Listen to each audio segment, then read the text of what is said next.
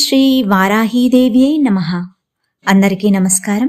ఈరోజు ఈ వీడియోలో మనం ప్రతికూల శక్తులను నిరోధించే శక్తివంతమైన శ్రీ వారాహి ధ్యాన మంత్రాన్ని, ఈ మంత్రం యొక్క అర్థాన్ని, ఈ మంత్రాన్ని పఠించడం ద్వారా పొందే ప్రతిఫలాన్ని తెలుసుకుందాం. ముందుగా మంత్రాన్ని చూద్దాం. పాథోరుహ పీఠగతం పాథోరుహ మేచకం కుటిలదంష్ట్రాం కపిలాక్షిత్రితయాం ఘనకుచకుంభాం ప్రణతవాంఛితవదాన్యాం దక్షోర్ధ్వతోయరి ఖంగాం ముసలమభీతిం తదన్యతస్తద్వత్ శంఖం ఖేటం హలవరన్ కరైర్దధానం స్మరామి వార్తాళీం. మరొక్కసారి విందాం.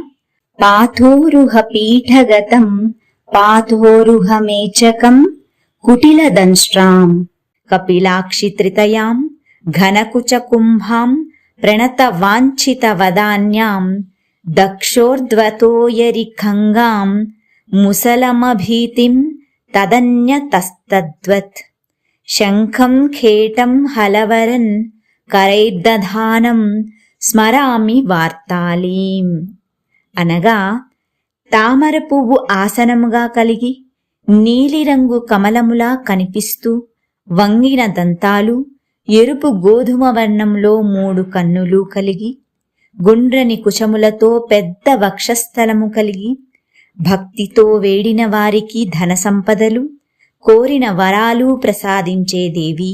కుడి చేతులలో ఖడ్గము, రోకలి మరియు అభయముద్ర హస్తము కలిగి, ఎడమ చేతులలో శంఖం, గద, నాగలి కలిగి వరముద్ర హస్తముతో ఉన్న వార్తాళి అమ్మవారిని ధ్యానిస్తూ నమస్కరిస్తున్నాను.